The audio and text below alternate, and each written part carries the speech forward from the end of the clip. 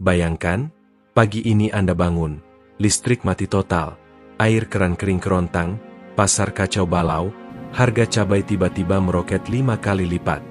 Lalu, di ujung jalan, massa mulai berorasi, tapi tak ada satupun pemimpin yang diakui bisa meredam atau mengarahkan. Berapa menit kira-kira sampai kota ini berubah jadi lautan amuk massa? 3 menit, 5 menit, atau mungkin malah lebih cepat dari itu. Nah, sekarang coba tarik napas dalam-dalam.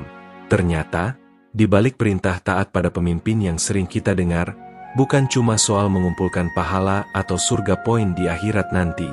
Lebih dari itu, ini adalah sistem survival kita sehari-hari, sebuah blueprint untuk menjaga kehidupan kita tetap berjalan. Hari ini, kita akan bedah tuntas manfaat nyata yang langsung kita rasakan, di sini dan sekarang, ketika kita bersedia mengikuti kepemimpinan yang adil dan bertanggung jawab. Siap-siap, karena setelah ini, paradigma Anda tentang kepemimpinan bakal diputar-balikan 180 derajat.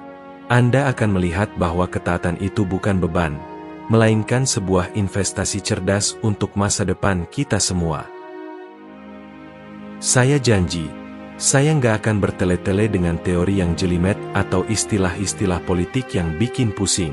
Kita cukup pakai 3 fakta sederhana yang bisa kita tangkap dari sejarah, sedikit sentuhan sosiologi, dan 1 ayat pendek dari kitab suci kita. Nanti, Anda akan paham sendiri bahwa mengikuti pemimpin itu ibarat memakai sabuk pengaman saat kita berkendara. Baru terasa pentingnya, bahkan vital, justru ketika mobil sosial kita harus mengerem mendadak, atau menghadapi guncangan tak terduga. Jadi, pastikan Anda simak sampai habis ya, karena di bagian akhir, saya sudah siapkan 1 checklist praktis yang bisa Anda pakai untuk menilai, apakah pemimpin kita saat ini memang layak kita kawal dan dukung, atau justru perlu dikoreksi dengan cara yang elegan dan konstruktif. Ini bukan cuma tentang mereka, tapi tentang kita semua.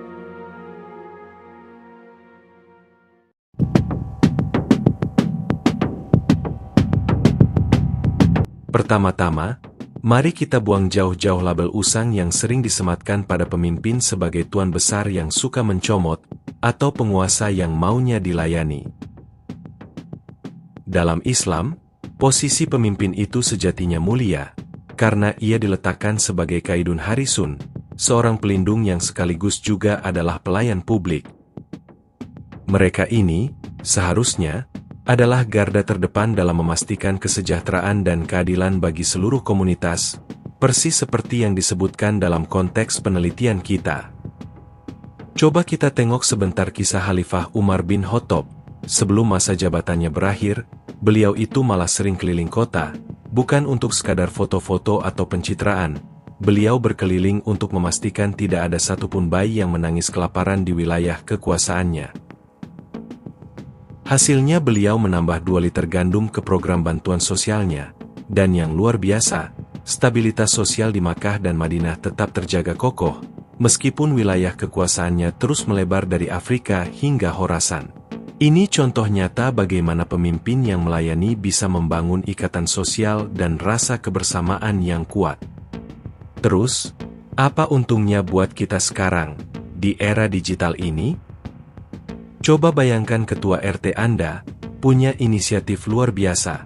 Dini hari, saat warga masih terlelap, beliau sudah sibuk mengecek saluran air, memastikan tidak ada sumbatan. Begitu menemukan masalah, beliau langsung lapor ke dinas terkait, dan ajaibnya, sore harinya pipa sudah mengalir lancar. Warga tinggal turunkan ember, masak dengan tenang, dan tidur pun nyenyak. Tanpa drama, tanpa demo, tanpa keluhan. Itulah manfaat nyata. Ketersediaan layanan dasar tanpa perlu kita membuang energi untuk mengurus hal-hal yang seharusnya sudah teratasi. Di lingkungan perusahaan, fenomena ini juga terbukti. Manajer yang menerapkan pola servant leadership, atau kepemimpinan melayani, bisa memangkas angka absen karyawan sakit sampai 40% dan bahkan menaikkan produktivitas tim hingga 25%. Angka ini bukan sekadar rekayasa atau asumsi, tapi data konkret dari Harvard Business Review edisi 2022. Intinya begini, Ketika pemimpin beralih dari gaya komando yang kaku ke gaya melayani yang empati, urusan dunia kita, dari hal-hal kecil sampai yang besar, jadi jauh lebih mudah, lebih efisien, dan yang pasti, lebih manusiawi. Mereka tidak hanya memerintah, tapi juga memberikan contoh nyata dalam kepedulian sosial, dan itu sangat berharga.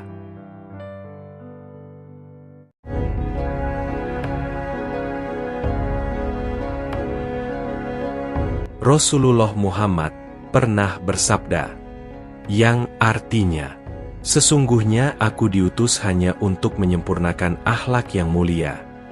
Coba perhatikan baik-baik, beliau tidak bilang, aku diutus untuk membangun jalan tol, atau aku diutus untuk menaikkan PDB. Di sini, akhlak ditempatkan di urutan 0, sebagai fondasi utama. Ini menunjukkan betapa sentralnya peran akhlak dalam membangun peradaban. Ketika figur tertinggi di suatu komunitas, entah itu kepala negara, gubernur, bupati, atau bahkan ketua RT sekalipun, menampilkan integritas dan akhlak mulia, efek dominonya langsung terasa dan menyebar dengan cepat. Sejarah mencatat sebuah kisah inspiratif dari masa pemerintahan Khalifah Umar Abdul Aziz. Saat itu, para kolektor pajak sempat protes karena target penerimaan pajak mereka tidak tercapai. Apa alasannya? Ternyata, para petugas enggan menarik pajak dari warga yang memang belum cukup makan, yang hidupnya masih serba kekurangan. Mereka terinspirasi oleh akhlak pemimpin mereka.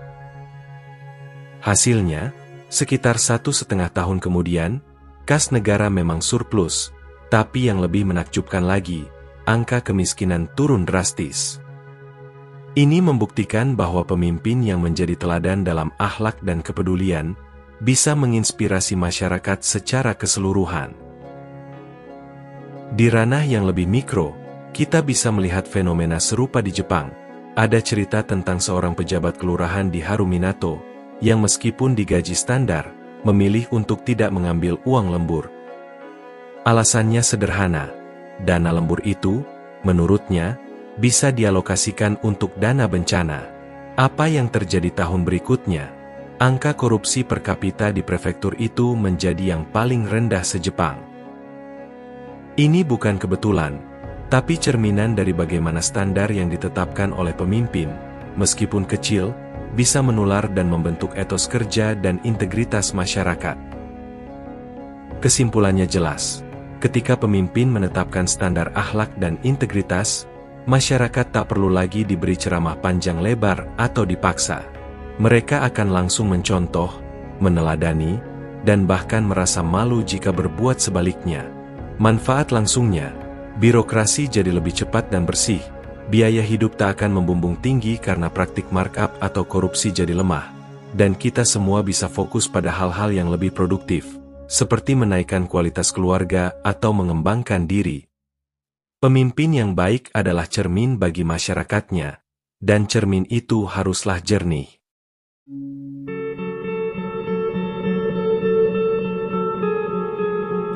Al-Quran dengan tegas bilang, yang artinya, dan berpegang teguhlah kamu semuanya kepada tali, agama, Allah, dan janganlah kamu bercerai-berai. Para mufasir, ulama-ulama penafsir Al-Quran, menjelaskan bahwa tali Allah ini salah satu bentuknya adalah kepemimpinan kolektif yang terikat syariah. Tanpa adanya satu titik kumpul, satu komando yang jelas, apa yang terjadi? Akan gampang sekali tercipta kelompok A, kelompok B, kelompok C, sampai Z, dan setiap kelompok merasa paling benar sendiri. Bukankah setiap orang dari kita merasa punya otoritas untuk memutuskan kekacauan? Nah, pemimpin di sini hadir sebagai penengah, sebagai perekat, sebagai pemersatu. Coba kita pakai analogi sederhana. Badan manusia kita ini punya satu kepala. Apa jadinya kalau tiba-tiba kaki ngotot mau melangkah ke kiri, sementara tangan maunya meraih ke kanan, dan badan malah ingin rebahan? Sudah pasti tubuh ini bakal roboh, hancur lebur, dan tidak bisa berfungsi.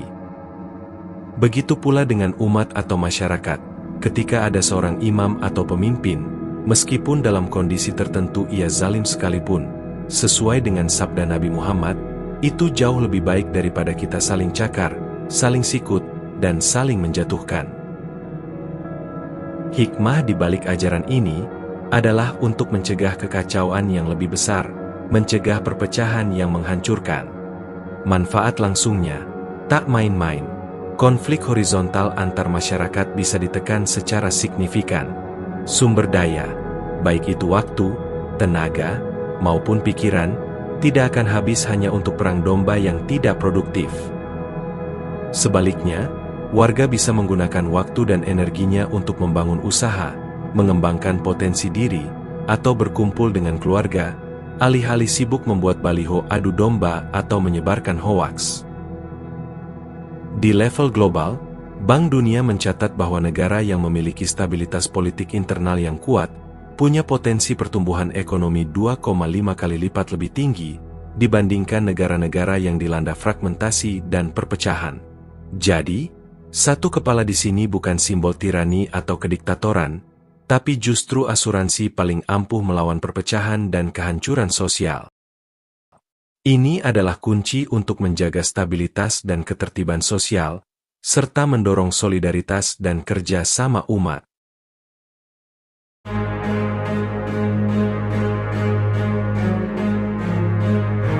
Seringkali kita merasa dongkol dan marah-marah soal kesenjangan ekonomi yang makin melebar, merasa bahwa yang kaya makin kaya, yang miskin makin terpinggirkan. Padahal, solusi untuk masalah ini sudah diajarkan oleh Nabi Muhammad SAW sejak berabad-abad lalu. Sistem zakat yang profesional dan transparan, sedekah yang mengalir, wakaf yang berkelanjutan, dan aturan pasar yang jelas serta tidak menindas. Tapi semua itu, agar bisa berjalan efektif, butuh motor penggerak. Disinilah peran pemimpin. Mari kita kembali ke masa Khalifah Umar bin Khattab. Waktu itu, beliau mewajibkan adanya gaji pensiunan dinas untuk warga yang tidak mampu.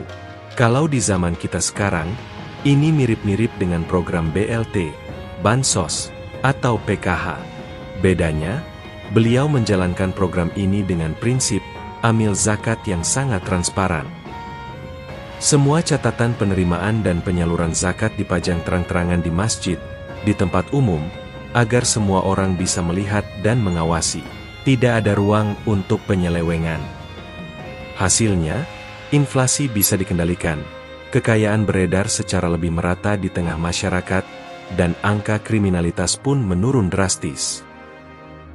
Buat kita yang hidup di era sekarang, manfaat cepatnya begini: UMKM atau usaha mikro, kecil, dan menengah, bisa mendapatkan suntikan modal mikro yang sangat dibutuhkan untuk berkembang.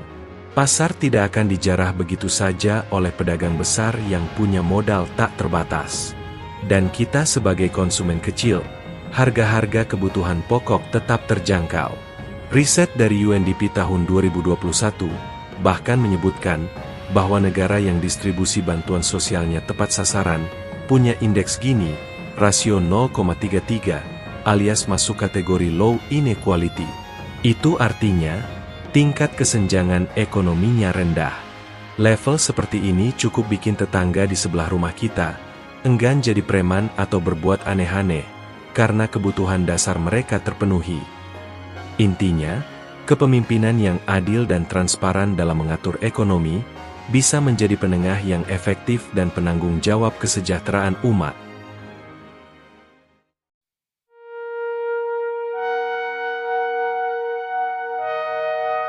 Pernah nggak Anda merasa 24 jam sehari itu rasanya kurang banget? Mungkin karena Anda terjebak macet berjam-jam, atau harus antre panjang untuk mengurus surat izin bangunan yang tak kunjung selesai, atau pusing mencari parkir liar yang bikin emosi? Nah, semua itu, secara jujur, adalah gejala nyata dari kepemimpinan yang belum optimal, sistem yang belum berjalan sebagaimana mestinya.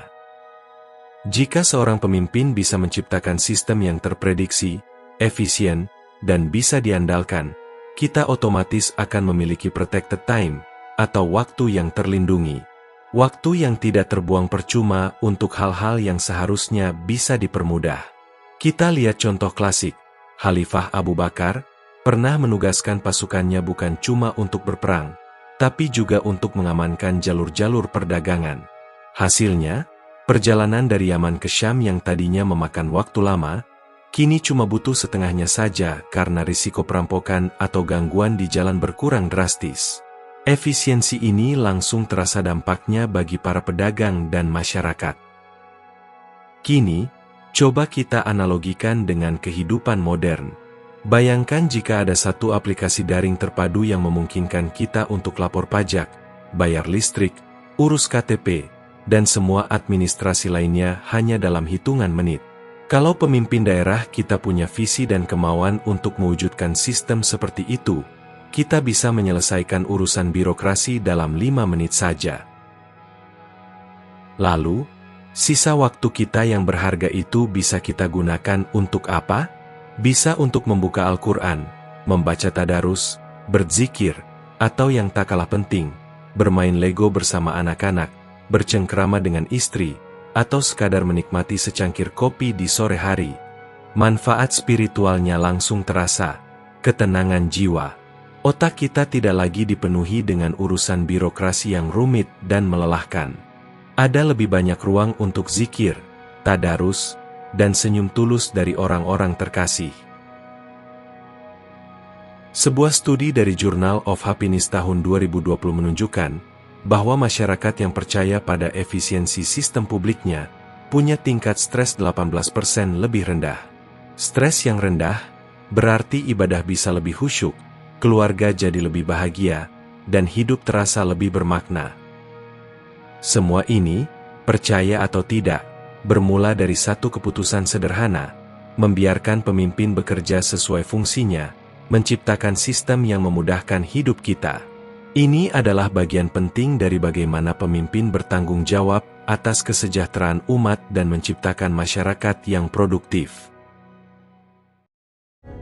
Kelima manfaat yang barusan kita bahas ini, percayalah, berlaku untuk siapa saja. Tidak peduli Anda seorang karyawan kantoran, seorang wira swasta dengan bisnis yang sedang merintis, atau bahkan seorang mahasiswa yang sedang berjuang menuntut ilmu. Tapi, ada satu langkah terakhir yang tak kalah penting, bagaimana kita memastikan semua sistem dan kebaikan ini tetap berjalan dan terus berkembang? Sekarang giliran Anda, kalau setelah menonton dan menyimak pembahasan ini, Anda merasa ada setidaknya satu alasan kuat yang bikin Anda yakin untuk mendukung kepemimpinan yang adil dan bertanggung jawab, jangan cuma diam. Klik tombol like sekarang juga, bagikan video ini ke grup WhatsApp kompleks perumahan Anda, ke teman-teman kantor, atau ke keluarga. Dan jangan lupa, tinggalkan komentar di bawah ini dengan satu kata, pelayan. Kalau Anda memang menginginkan pemimpin yang berjiwa melayani seperti yang kita bahas tadi. Komentar Anda bukan hanya sekadar interaksi, tapi akan jadi doa dan harapan kita bersama agar pemimpin-pemimpin kita terus diberi petunjuk dan kekuatan untuk melayani umat dengan sebaik-baiknya. Dan tentu saja, jangan lupa subscribe ke channel ini agar bedah topik seru lainnya tetap mengalir ke feed Anda. Jadi, mengikuti pemimpin itu bukan sekadar perintah kosong nan ganjil yang membatasi kebebasan kita. Sama sekali bukan. Lebih dari itu, ini adalah kunci utama untuk menciptakan kehidupan yang rukun, harmonis, dan produktif. Kita akan merasakan layanan publik yang super cepat dan efisien, standar akhlak dalam masyarakat yang terus naik, fragmentasi dan perpecahan yang jauh berkurang, ekonomi yang lebih adil dan merata, serta yang paling berharga, waktu luang yang lebih banyak untuk beribadah kepada Tuhan dan berkumpul dengan keluarga tercinta. Mungkin terdengar ringan di lidah, tapi percayalah, dampaknya akan menggelinding seperti bola salju yang terus membesar, membawa kebaikan bagi seluruh elemen masyarakat. Mari kita menjadi umat yang tidak hanya pandai menuntut hak, tapi juga cerdas dalam mendukung pemimpin yang benar, yang berintegritas, dan yang berpihak pada kebaikan.